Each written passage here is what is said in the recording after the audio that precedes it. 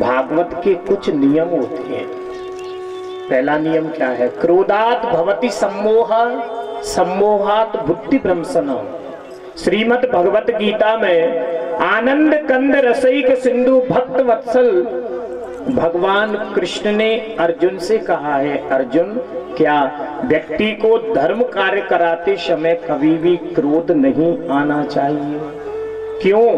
क्योंकि क्रोधात भवति सम्मोहा, सम्मोहात बुद्धि भ्रंशन।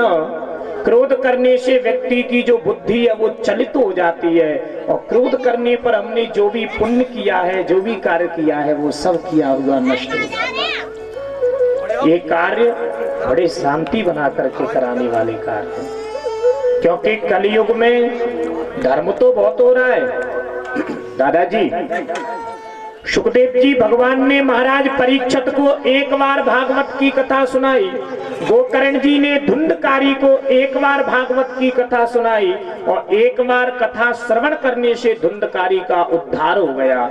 मैं एक बात पूछना चाहता हूँ, हम लोग अपने जीवन में कितने बार श्रीमद् भागवत महापुराण सुन चुके हैं, लेकिन हमारा मोक्ष क्यों नहीं हो रहा?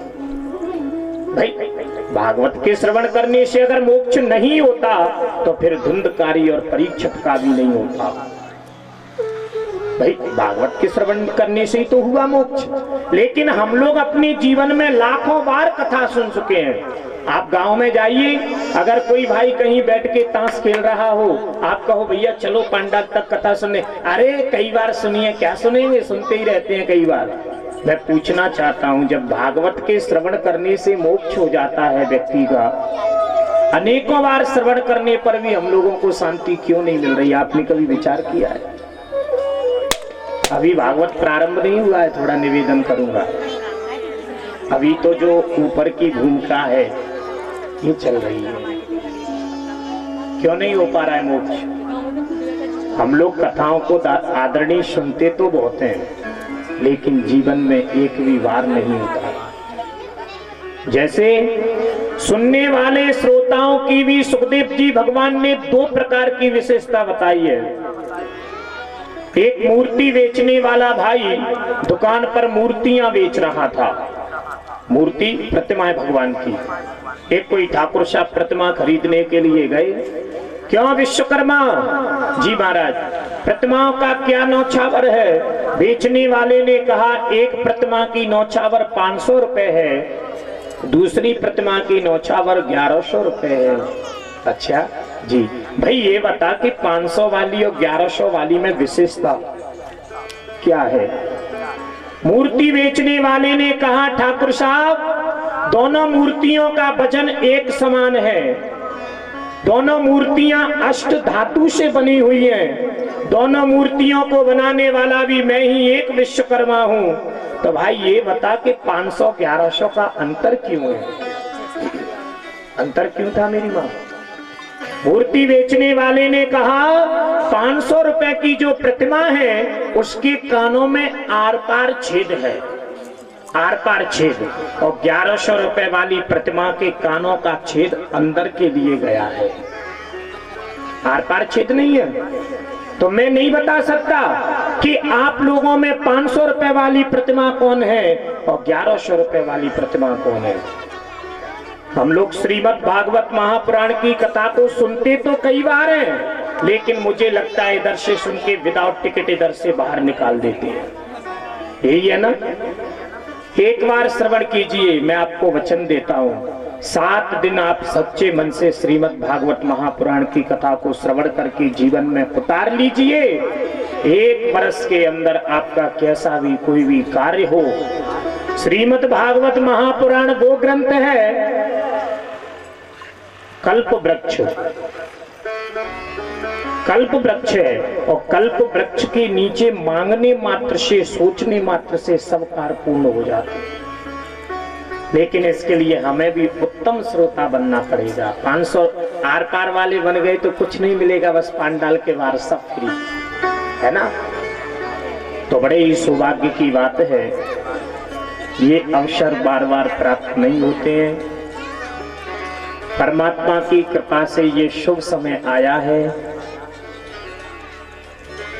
कराने वाला कोई भी हो, मंच पर बैठने वाला कोई भी हो, लेकिन उर प्रेरक रघुवंश मणि जो प्रेरणा देते हैं कराने वाले को, करने वाले को, ये सब भगवान ही देते हैं। हम लोग तो निमिष मात्र में खड़े हुए हैं। तो आइए, वो उपाय बताया है कि 84 लाख योनियों में मानव का देह पाकर के जिसने परमात्मा की कथा को नहीं सुना, तो वो जीते हुए भी मेढक के समान है, उसके कान बामी के समान है। जो ना सुनहि, जो ना करहि राम गुण गाना, और जीह सो दादुर जीह समाना। दादुर किसे कहते हैं? मेढक को। 84 लाख योनियों में 9 नव चर 10 12 चर कृण 11 बन 20 और 1,84 योनि है, मनुष्य 4 पशु 30। ये है 84 लाख योनियों में। और 84 लाख योनियों में अगर सबसे उत्तम कोई साधन है तो बड़े भाग्य मानस तन पावा। बड़े भाग्य से सिर्फ ये मानव का देह मिला है। हमारे पूज्य गुरुजी कहते थे, कितना खोया कितना पाया, तौल सके तो तौल, तूने हीरा गवाया पगले माटी के मोल। हीरा है। फिर तो 84 में एक छोटा सा निवेदन कर दूंगा आपको।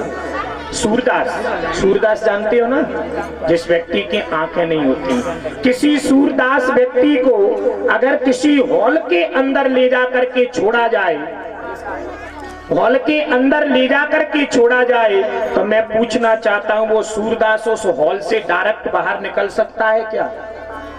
निकल आएगा ताऊ जी? नहीं निकलेगा। क्या करना पड़ेगा? दीवाल का सहारा लेना पड़ेगा। और दीवाल का सहारा लेते लेते वो सूरदास उस दरवाजे की खोजना करेगा। और दादा दरवाजे पर आते ही सूरदास के शरीर में खुजली मचने लगे, हाथ को हटा के खुजलाने लगे, आगे बढ़ जाए, इतने में दरवाजा छूट जाए, तो फिर उसको पूरा दरवाजा घूमना पड़ेगा, पूरा चक्कर लगाना पड़ेगा कि नहीं? बस 84 लाख योनियों में जो दरवाजा है किस चीज का? बोले साधन धाम मोक्ष कर द्वारा। परमात्मा के पुनरपि जननम पुनरपि मरणम पुनरे जननी जठरे शयनम, बार बार जन्म लेना, बार बार मर जाना, बार बार पुनः माँ के गर्भ में आना। अगर इससे छूटना चाहते हो तो भज गोविंदम, भज गोविंदम, गोविंदम भज मूढ़मति। वेद कहता है, पुराण कहता है, अरे मूर्ख गोविंद को भज, गोविंद को भज। जब गोविंद को भजेगा तो तेरा उद्धार हो जाएगा। गोस्वामी जी तो इतना तक कहते हैं,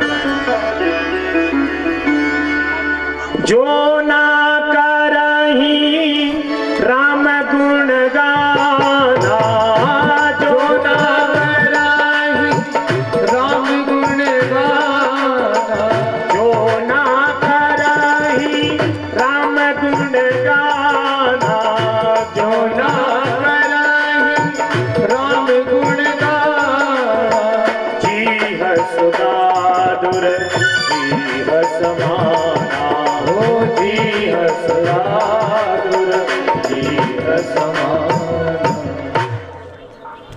जो ना करही राम गुण गाना, और जीह सो दादुर जीह समाना। थोड़ा ध्यान दे मेरी माँ।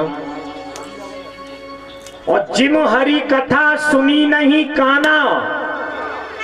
मैं एक बात पूछना चाहता हूं आपसे, हमारे ये पैर होते हैं, पैर, इनको हम क्या कहते हैं? किसी किसी भाषा में इनको पैर कहा जाता है, पैर। कुछ कुछ लोग इनको पांव कहते हैं, बोलते हैं ना। कुछ कुछ लोग इनको गोड़ बोलते हैं, कुछ कुछ लोग इनको खुर बोलते हैं, और कुछ कुछ लोग इनको चरण बोलते हैं, चरण। आपने कभी विचार किया है कि चरण किसको बोलते हैं हम?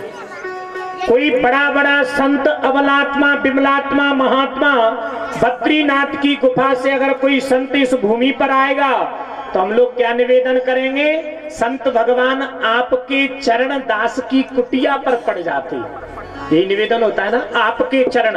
भाई चरण तो, पैर तो हमारे भी हैं, लेकिन हमारे पैर पैर ही क्यों रह गए? चरण क्यों नहीं बन पाए? एक ही वस्तु का नाम है ना, चरण, पैर, पांव, खुर, गोड़, वस्तु तो एक ही है। लेकिन संत अगर आ जाता है, कोई सिद्ध तपस्वी व्यक्ति आ जाता है, तो हम लोग कहते हैं आपके चरण हमारी कुटिया पर पड़ जाते। कोई किसान आ जाए, महाराज तुम्हारे पैर हमारी कुटिया पे पड़ जाते। यही होता है ना। आपने विचार किया ये पैर चरण कब पड़ते हैं, कब बनते हैं? पग पवित्र तीरथ गमन, पग पवित्र तीरथ गमन, कर पवित्र कर दान, और मुख पवित्र हरि भजन सो, गावहीं वेद पुराण। परमात्मा ने पैर हाथ तो सबको दिए, लेकिन जो प्राणी अपने पैरों को भी चरण बनाना चाहता है तो तीर्थों के लिए जाकर के भ्रमण करना पड़ेगा। अपने हाथ तो सबको दिए परमात्मा ने, लेकिन जो प्राणी अपने इन हाथों को धन्य करना चाहता है तो प्यारे इनसे दान और भगवान की पूजा करनी पड़ेगी। जो कान तो सबको दिए, लेकिन इनको धन्य बनाना चाहते हैं तो इनसे परमात्मा की कथा को श्रवण करना पड़ेगा। बड़े भाग्य जब जानिए मिलने आवे संत, और संतन को मिलवो करे सब कष्टन को अंत। बोलिए संत भगवान की जय।